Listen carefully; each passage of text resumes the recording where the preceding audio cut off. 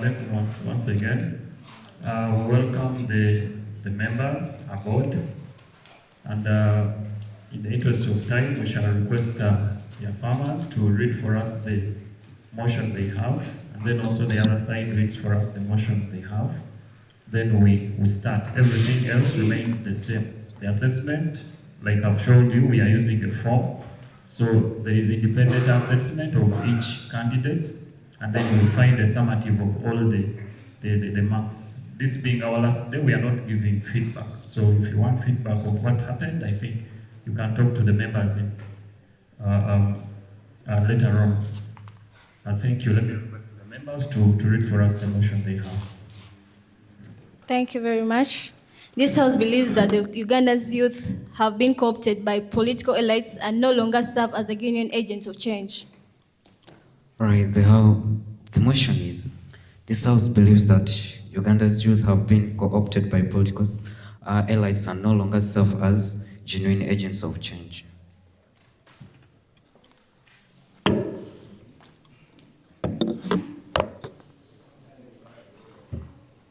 Okay, it will be 5 minutes for each member, and I request you to take up the floor.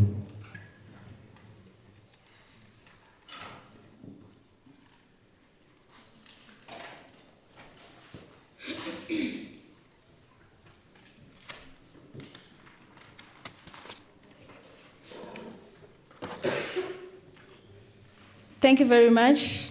Mr. Chairperson, the panel of adjudicators, timekeeper, worth opponents, ladies and gentlemen, good morning. My name is Owira Irene, proudly standing as the first speaker of the affirmative side of today's motion that says, this House believes that Uganda's youth have been co-opted by political elites and no longer serve as a genuine agent of change. Without further ado, I would like to define the key terms. Uganda's youth means young people in Uganda aged between 18 years to 30 years, legally defined by the National Youth Council Act. Co-opted means being influenced, controlled, or persuaded to support another person's interest instead of acting independently. Political elites means powerful politicians, senior government leaders, and influential people who have political powers and influence. No longer means not anymore, or having stopped doing something that was done before. Genuine means being real, honest, independent in one's actions without being controlled. Agents of change means people who independently bring positive political, social, or economic transformation. Our perimeter is limited to Uganda and focuses on the relationship between politically active youth and political elites. As the affirmative, we must prove that political elites have captured the independence of Ugandans' youth, making many of them the tools for political interest instead of champions of meaningful national change. Our case today is based on one simple principle. Genuine agents of change must be independent. We will prove that political patronage has undermined the independence among many youths. Our status quo. Uganda has very young population. Many young people struggle with unemployment and poverty. During elections and political campaigns, politicians often exploit their hardships by offering money, jobs, or promises in exchange for political support. This creates dependency and weakens the ability of many young people to demand accountability. Our first argument is that political elites exploit youth unemployed to gain loyalty. Mr. Chair, genuine change requires independent voices. However, unemployment has made Ugandan youth vulnerable to political patronage. Instead of empowering young people to challenge poor governments, some political elites offer short-term financial benefits, campaign opportunities, or promises employment in exchange for loyalty. Once loyalty is purchased, accountability is weakened. For example, a young person who fears losing political favor is less likely to expose corruption or demand better services. Therefore, political elites exploit youth unemployment to gain loyalty, and this co-option agents of change. Mr. Chair, to illustrate this point, let me give one example. During the 2021 general elections, many unemployed youths were chosen as campaign mobilizers and received allowances from political actors. This demonstrates how economic hardship can be used to gain political loyalty instead of encouraging independent leadership. Moving to my second point that says co-opted youth cannot effectively hold leaders accountable. Mr. Chairperson, this argument is based on principles of accountability and independence. Genuine agents of change must question poor leadership and demand transparency. However, when political elites reward young people with money, appointments, or political opportunities, many become reluctant to criticize those leaders. Instead of acting as watchdogs for the public, they protect political interests. Once accountability is replaced by loyalty, genuine change becomes difficult. For example, when corruption allegations arise, some politically connected youths defend their leaders instead of demanding accountability. This shows how political independence can weaken the watchdog role the genuine agents of change should play. So, another reason we affirm the motion is that political patronage divides and weakens youth movements. Mr. Chair, our argument is based on principle of unity and collective action. Throughout history, meaningful change has required people to work together toward common goals. Political patronage weakens the unity by encouraging young people to define first with political parties instead of the wider interest of society. Rather than joining forces to solve unemployment, improve education, or fight corruption, politically divided youth often spend their time defending rival political camps. For these reasons of ours, I would like to ask a question for the negators. If the youth are not co-opted, who benefits more from the relationship of an ordinary young youth or person or political elite? I rest my case. Thank you.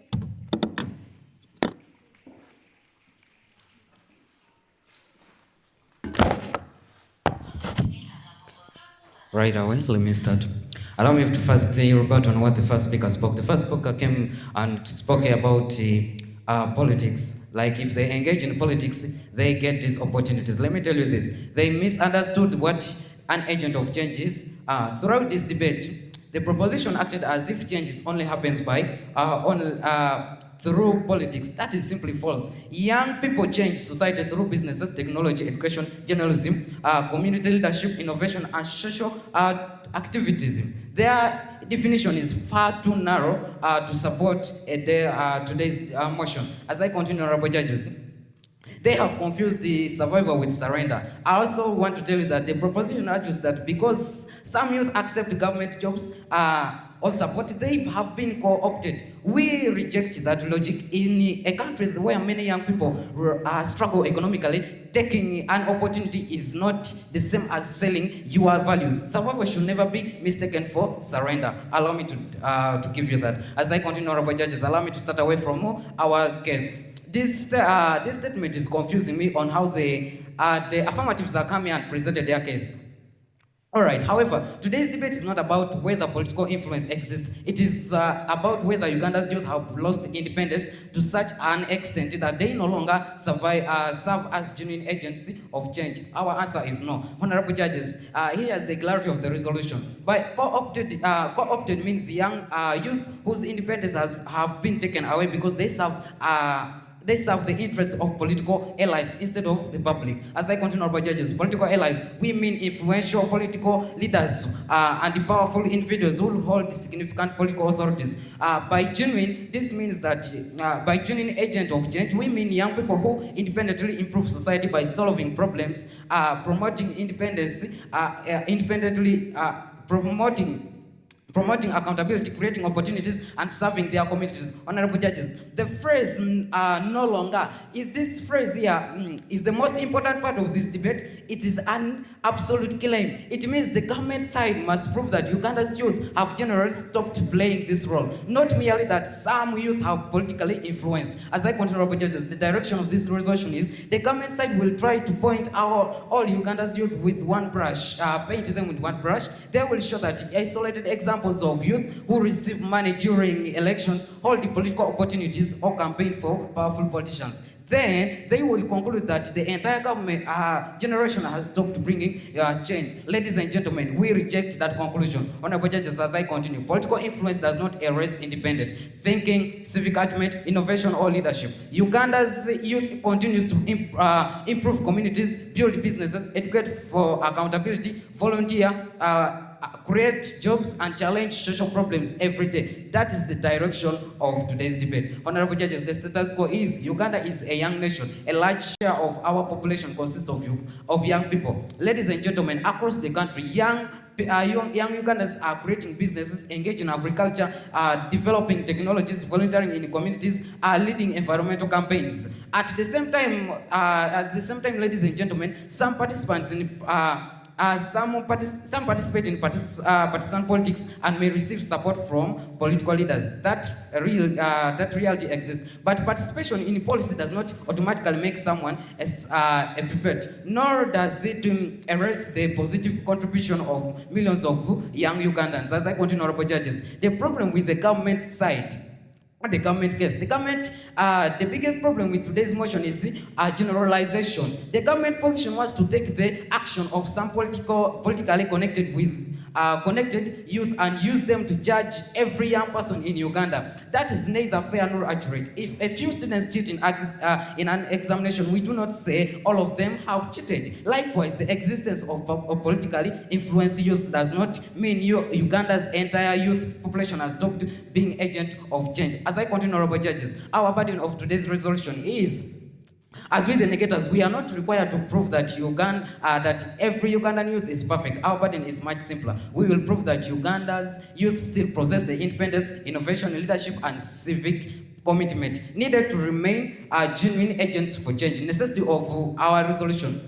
This debate matters because dangerous generalization have real consequences. When we tell an entire generation that it has failed, we ignore thousands of young people who are working every day to improve Uganda. We undermine young leadership. We create hopeless instead of encouraging responsibility. Our team line is, our team stands on one simple principle. Political influence exists, but it has not defeated the independence, resilience, and transformation power of Uganda's youth. As I have established our framework and proven that the motion wrongly generalizes all Ugandans, youth, and misunderstands what it means to mean.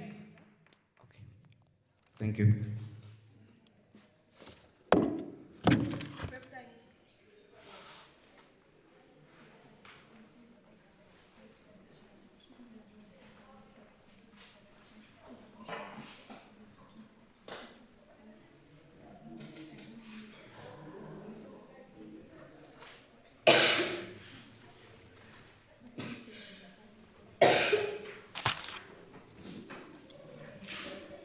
Protocol observed. Good afternoon. Waka Patricia is my name, and I would like to first rebuttal on the point said by the first speaker, Team Negators. You said many young people are still activists and fight for change. Yes, we agree that some courageous young people continue to fight for change. However, the motion does not say every youth has been co-opted. It's us, whether Ugandans, youth as a whole, no longer serve as genuine agents of change. You said about many youth are innovators. We agree that innovative youth exists, but the motion is about the overall role of Uganda's youth. The existence of a few exceptional innovators does not outweigh the widespread political corruption affecting many young people. You say that not all youth are co-opted. Yes, we agree. Not every single Ugandan youth has been co-opted, but we are not saying political corruption has been widespread enough to weaken youth as an independent force in politics as governance. My first point: political patronage destroys independent leadership. Independent leadership means making decisions based on the needs of the people rather than the wishes of the powerful individuals. However, political patronage encourages young leaders to depend on political elites for opportunities, financial support, campaign opportunities, or career advancement. When a younger leader's success depends on the support of a powerful politician, they may avoid criticizing that politician, even when policies even when policies harm the public. Like for example, I am a person, of course the politician has helped me, I cannot go against that person. Instead of me representing the interest of the ordinary citizen, instead of me representing the interests of my ordinary citizen, I instead maintain the favor of those in power. This discourages honesty, courageous and independent leadership. Uganda's political system has no longer been discussed in academic research and governance reports as one where protogen networks play an important role. In politics, such networks often reward political loyalty with opportunities, such as opportunities and other benefits. For example, a young politician who receives a government opportunity through political connections may hesitate to challenge poor governance performance because they fear losing their job. I re-echo this. If I was helped by a politician, of course I will fear to go against that politician to represent my people. My next point, fear and dependency weakens youth activism and accountability. Youth activism is about speaking out against injustice, demanding better leadership, exposing corruption, and advocating for the needs of the community.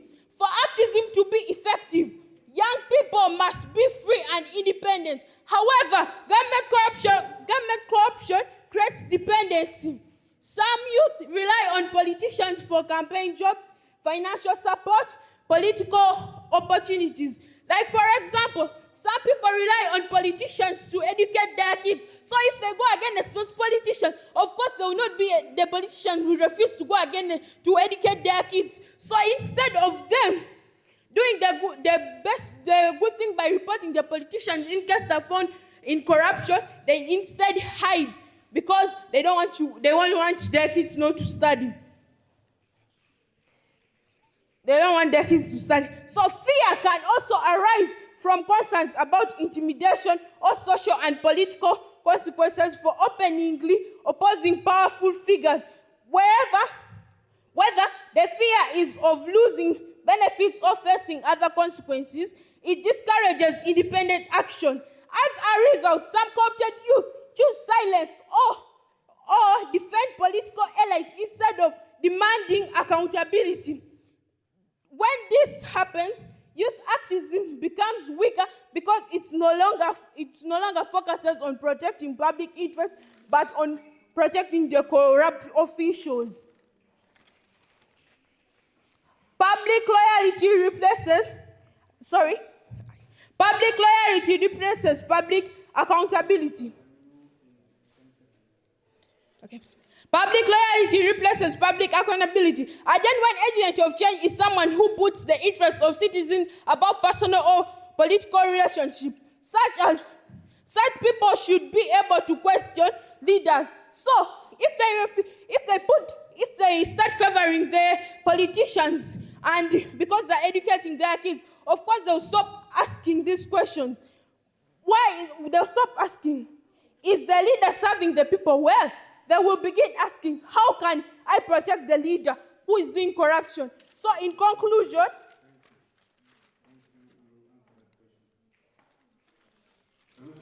I raise my case.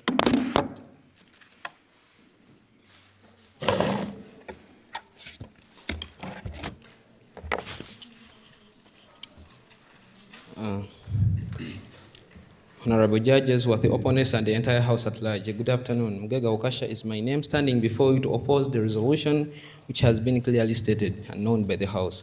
I'm really confused about these people, and about that, let me comment a few things and I resume with my speech. One of the speakers who was the A1 came here and tried to convince the House the way these youth engage in campaign, such as mobilizers, polling assistants, agents, and what. And also the same came with the A2 who came to convince the house about the same thing. But let me convince you about one thing, and not even convincing you, I'll force you to understand.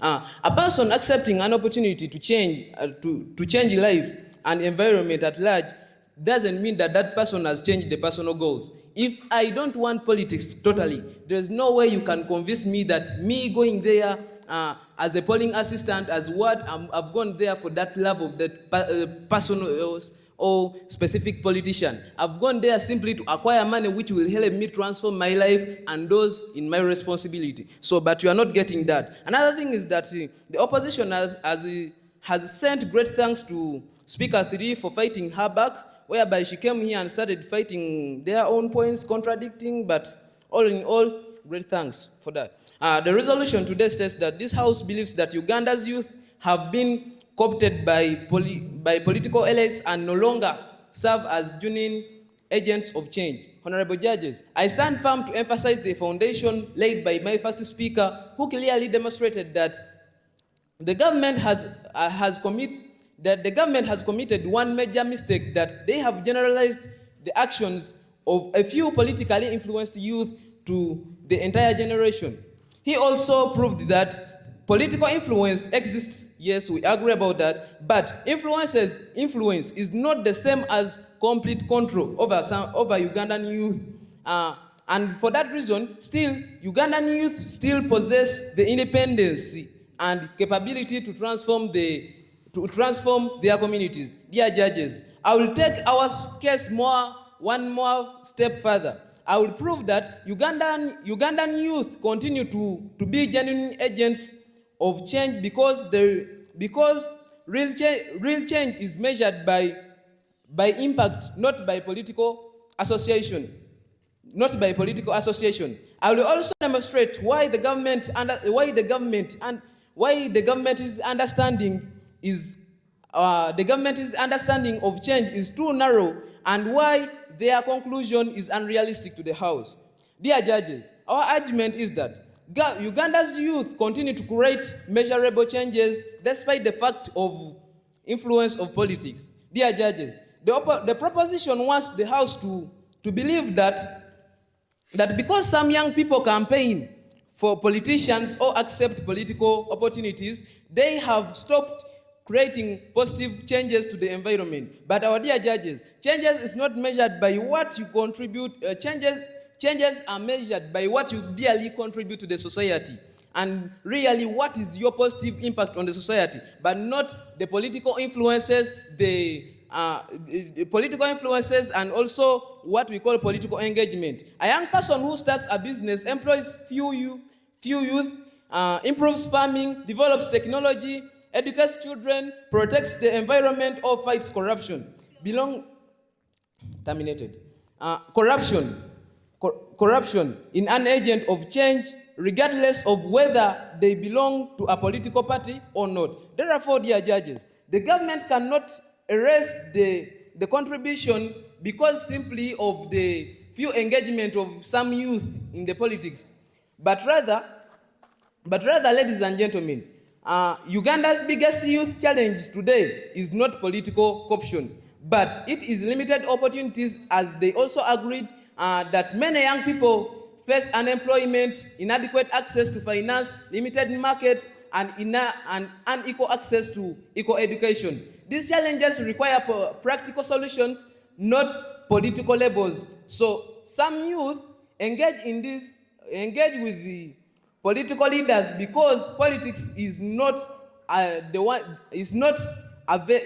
of the venues to seek opportunities for development. Others work through civil societies, businesses, religions, education, innovation, or community leadership. So ladies and gentlemen, passes may differ, but the goals remains the same. Engaging directly with political leaders, in fact, it means less when somebody joins political leadership. It doesn't mean that person has changed totally the interest and the mindset that person is going to continuously support that person. But rather, in fact, that one is as a source, is as something like a way for gaining success in disguise. So these people are just in fact getting the influence of a few youth who have joined politics in there, and they're also relating to the thousands of youth in the generation. And that one we disagree. Dear judges, here is the evidence drawn from across the Ugandan home states and communities, whereby young people contribute to, whereby young people continue to create measurable impact in sectors such as entrepreneurship, where thousands of youth hold small-scale enterprises that create jobs, reduce poverty, pay tax, stimulate local production, and this information is got from the Uganda National Bureau of Statistics. Okay, as I conclude, our dear judges, we are the opposition. We urge to the House to support the opposition seriously. I rest my case.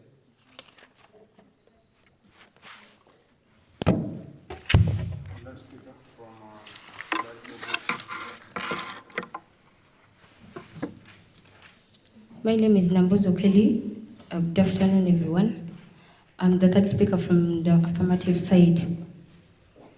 Before I start up my point, I want to rebuttal on the second speaker from the negator side. You came here and told us about the businesses. Yes, entrepreneurship is valued, but then the motion is not about whether. But then the motion is about political elites have co-opted youth. A few successful entrepreneurship do not erase the widespread effects of political patronage on youth participation in the governance. You also came and talked about independence. A genuine agent, of course, must be independent. The negative side failed to prove to us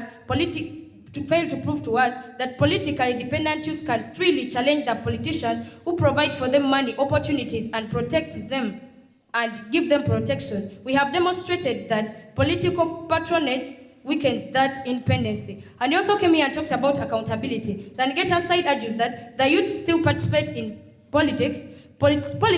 Participation in politics alone is not enough, but a genuine agent of change should expose corruption, demand for better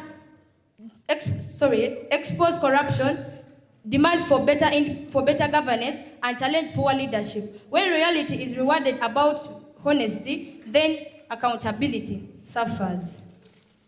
So therefore, as an agent of change must be independent, courageous, and accountable. One political patronage replaces independence, loyalty replaces accountability, and personal benefit replaces public service, and general change is weakened. That is why this House should support the motion.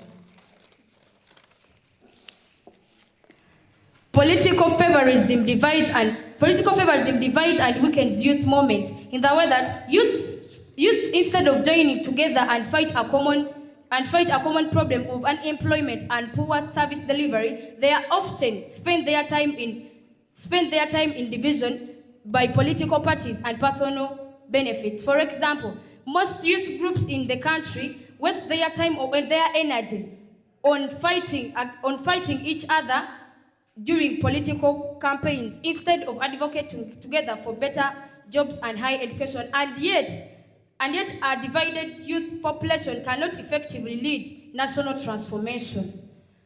Corrupt youth cannot effectively hold leaders accountability, and yet an agent of change should question poor leadership, corruption, and abuse of powers. However, politically dependent youth always keep silence because criticizing leaders cost them opportunities. For example, some youth leaders publicly defend government action regardless of the performances because of political affiliation. And when the youth stop demanding for accountability and instead protect political interests, they stop to be genuine agents of change.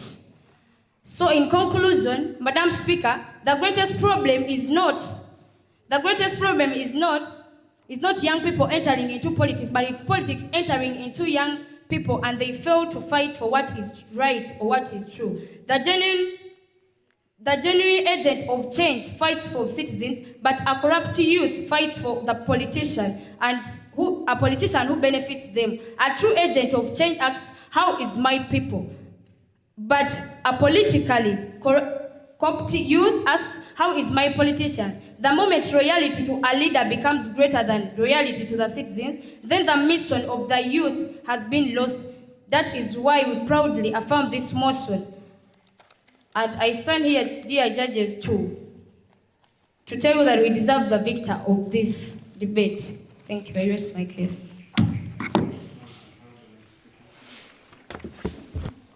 I really like it when they say they deserve the victor. However, the victor does not just come all over the way. So, ladies and gentlemen, good afternoon. After listening to the proposition, I almost thought we were debating a different Uganda. However, that's not the consequences. Honorable judges, don't ask whether some youth have been influenced. Ask whether the proposition has proved that Uganda's youth have no longer remained agents of change. Now, the honorable judges, these people come here and they contradict right away. As recently, they even don't know how, they are not going with the protocols of the resolution. The first affirmative talks about a different issue. The second affirmative, they're just throwing points, but they're not even conversing us what's not the best for this resolution. Meaning, they have formed their own resolution. You failed to defend the resolution of night. You're only having your own resolution. They also came here, they're talking about exposing corruption. Really, who exposes corruption? Let's be sincere about that. It's the youth. So meaning, you've already supported us. Otherwise, thank you. So, allow me to proceed on. We would like to pose a question to the House. If they do claim that youth have been co-opted by political elites, then what step have they taken to pull the youth from being co-opted by the political youth? That's what we expected you to come here and tell us. But the way they have addressed this August House, it really shows that I failed to understand the resolution. So now, ladies and gentlemen,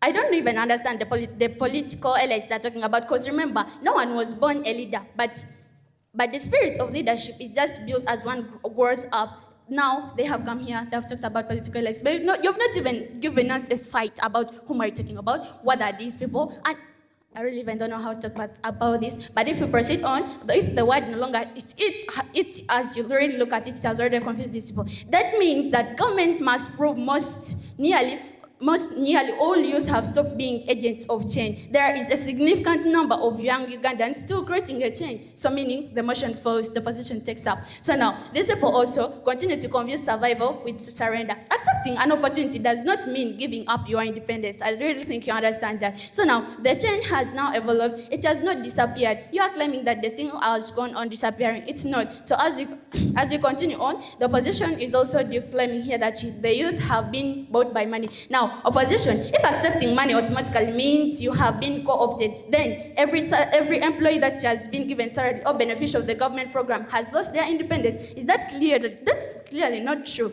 That's why we oppose the resolution. They also talked about the government program silence youth. No, government support and political silence are not the same things. If receiving a government service meant permanent loyalty, then no citizen could ever criticize the government after using a public hospital or a road. So as I proceed on, the prop wants you to believe that Uganda's youth are no longer agents of change because some have been influenced by political elites. Now, but they committed a serious mistake. I really wonder. Remember, they took actions of a section of the youth and unfairly judged an entire generation. If some youth join political cities, they join political elites, does not mean that every young person has abandoned the fight for change. As my teammates talked about, they also told us that they have already shown you that Ugandan youth continue to create change every day through entrepreneurship, community service, innovation. These forms of change do not disappear simply. Change is much bigger. I was surprised when one of the proposition came here and talked about we are bringing business in this resolution. But now they were trying to give you a deeper explanation, whereby for you have not given us anything to quote on this resolution. They have just come here with points. They have told us many as they can. However, that's not today's resolution. Now, judges, let me directly deal with the proposition case. They argued that political appointment handouts and patronage have silenced the youth. We disagree. Young people accept opportunities for survival because unemployment is high. Accepting a job or support is not the same as giving up your principles. Many youth who benefit from government programs still criticize leaders, vote independently, and advocate for reforms. They also fail to prove that the youth have no longer remained agents of change. You have not given us any proof. In fact, I was so surprised when they came here and they were like, we have failed to prove. No, and the evidence you have given, meaning you're just absent-minded. So, reminded, I mean like, The phrase requires them to show that change has completely stopped. They had never proved. Instead, we demonstrated countless examples where young people continue to influence society, start business, and hold leaders accountable. So, one more question before I proceed on. If youth have truly been fully co-opted, who is still demanding for the better governance, really? If we look at the major clash whereby the third day proposal from their side, we expected her to come and give here the clash and also the comparisons. They have really failed. They confuse visibility with reality. The government has repeatedly focused on the election period because that is when political mobilization is most visible. But now really, the House. But Uganda exists every day, not only during elections. So now ideally, as when elections end, who starts businesses? It's the youth. You see, everything here is framing about the youth, whereby you feel together. If you look at the comparison of the day, politics versus society, the proposition measures change only through politics. We measure change through society as a whole. A young entrepreneur creating jobs, a youth educating communities is creating just as much change as politicians. So now, if we weigh the debate of today, ladies and gentlemen, which side has presented a more accurate picture of Uganda? The government says an entire generation has effectively lost its role as agents of change. Our position explains both the challenges and the achievements of young people. Theirs ignores the achievement. So meaning, for us, we take over. So a debate should be won by the side that best reflects reality, not the side that paints the darkest picture. They have hidden the most part needed in the debate, and they have only put the topper part, whereby we don't understand. Honorable judges, this debate was never about whether political allies try to influence young people. Everyone accepts that they do. The real question is whether that influence has destroyed the ability of Uganda's youth to create positive change. Thank you.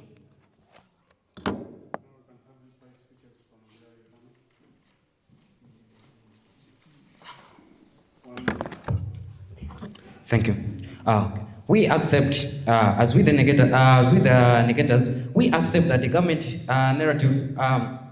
If we accept that the government narrative, every politically active young person becomes labeled as a puppet. That discourages youth leadership, public participation, innovation. Young people will begin believing their efforts no longer matter, reducing motivation to solve community problems. When it comes, these are like the impacts. When it comes now to the country, what is the impact to the country? At the national level, this narrative's weekend is democracy. Democracy requires citizens, especially young citizens, to participate, question leaders, and contribute in ideas. Declaring that Uganda's youth are no longer agents of change, ignoring thousands who continue to build a business, create employment, improve agriculture, advocate for better services, and lead community initiatives. It is a risk, and undermining confidence is an entire generation whose energy and creativity are essential to Uganda's development. We accept that money from politicians are accepted by this youth. We agree that is happening. But our question is simple. Does the behavior of some individuals mean an entire generation has stopped bringing positive change? Absolutely no. Thank you.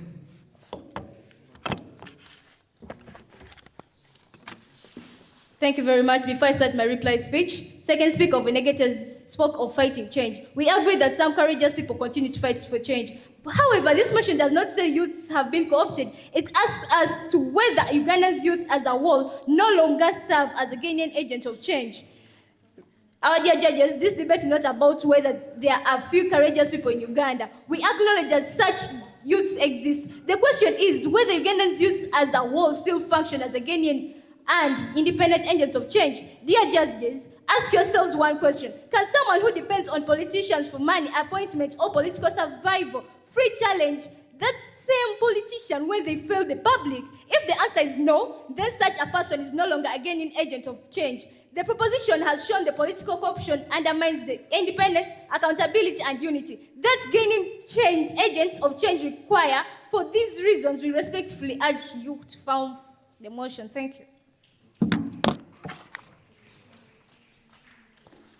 Opposing and Ambale Progressive Secondary School have been supporting the motion which says this House believes that Uganda's youth have been co-opted by political elites and no longer serve as genuine agents of change.